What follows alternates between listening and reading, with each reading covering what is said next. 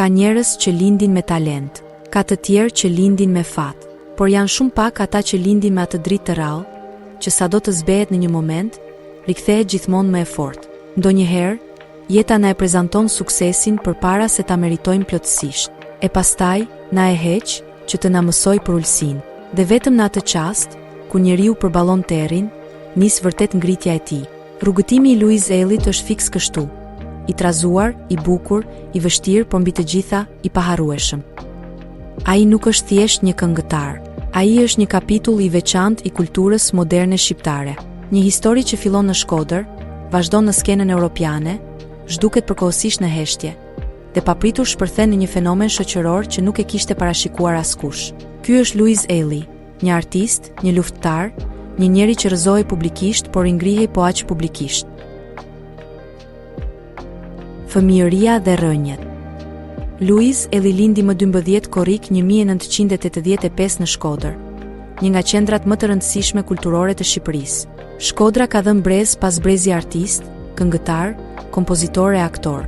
Në këtë qytet, muzika nuk është pasion, është traditë, është edukat, është kulturë familjare. Mes melodive të qytetit dhe atmosferës së artit, Louise gjeti veten natyrshëm të lidhur me skenën. Qysh i vogël, ai shfaqte talent të dukshëm për muzikën. Nuk ishte një fëmijë i zakonshëm.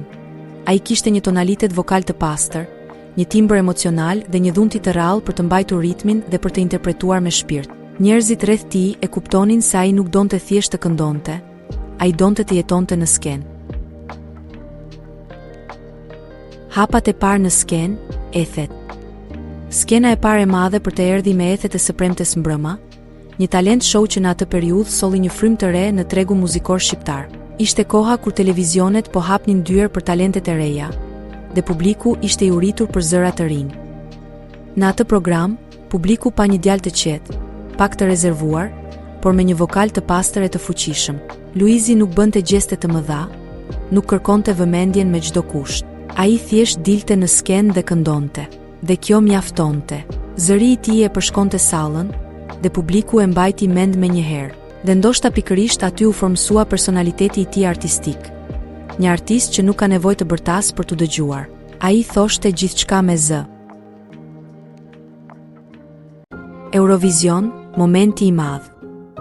Në dhjetor 2005, Louise fitoi festivalin e këngës në RTS me këngën Zjarre ftohtë, duke u bërë përfaqësuesi i Shqipërisë në Eurovision 2006 në Athinë. Ky ishte një nga kulmet e para të karrierës së tij. Ai u ngjit në një nga skenat më të mëdha muzikore në botë me krenari dhe kulturë. Konkurenca ishte e fortë, publiku ndërkombëtar ende nuk njihte mirë muzikën shqiptare, dhe Shqipëria nuk kishte infrastrukturën e sotme të promovimit. Megjithatë, Louise la gjurmë. Nuk fitoi çmim, por fitoi respekt. Këngën e tij e mban mend një brez i tërë, dhe ky moment mbeti një pikë kyçe në karrierën e tij. Eurovisioni ishte kulmi, por pas çdo kulmi vjen një test. Kënga magjike sa e shite zemrën. Pas Eurovisionit, një tjetër moment kulmor në skenën shqiptare do ta fuste sërish në qendër të vëmendjes. Kënga magjike 2010. Në duet me Juliana Pashën, Louise solli baladën Sa e shite zemrën, një këngë që u bë menjëherë e dashur për publikun fal interpretimit të pastër, timbrit të fuqishëm dhe dialogut emocional mes dy zërave.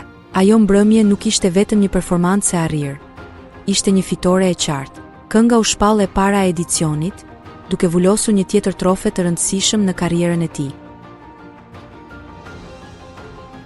Heshtja dhe sfidat personale. Pas suksesit, gjërat nuk ecën aq shpejt sa pritej. Pas sukseseve të para në muzikë, Louise zgjodhi një fazë më të qetë larg dritave të skenës. Në vitin 2010 ai u transferua në Francë, ku mori detyrën si sekretar i parë për kulturë, turizëm dhe arte pranë ambasadës së Shqipërisë në Paris.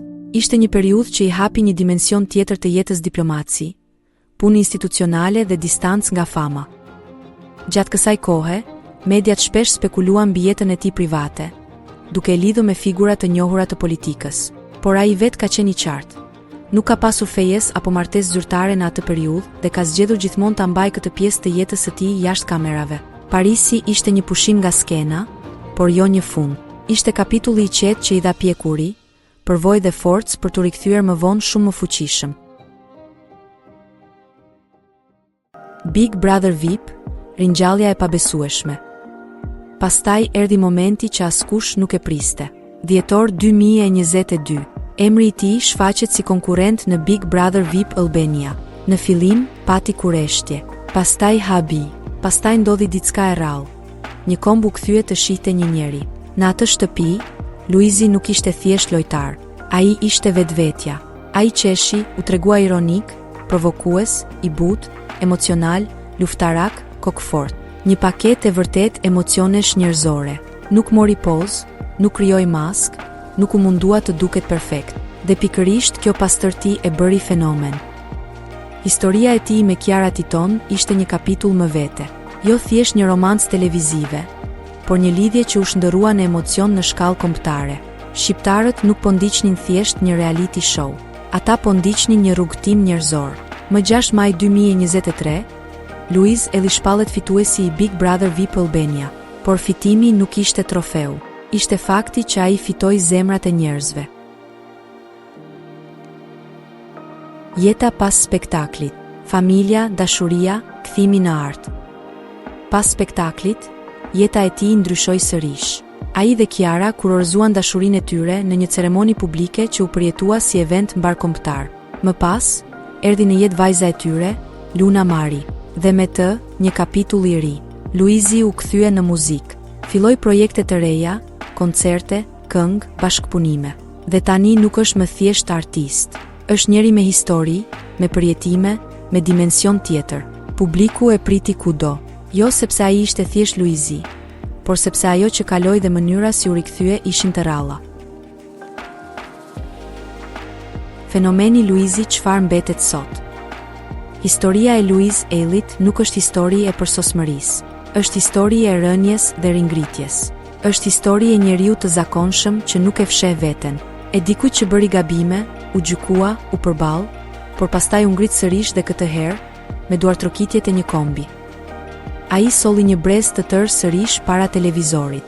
Ringjalli interesin, debatin, dashurinë, emocionin. Ai na rikujtoi se njeriu nuk vlerësohet nga koha kur është në maj, por nga mënyra si qohet pas rënjes. Dhe në këtë pikë, Luiz Elli është një nga personazhet më të jashtëzakonshëm të viteve të fundit në Shqipëri. Ky ishte bioportreti i Luiz Ellit, një histori arti, dhimbjeje, dashurie dhe triumfi.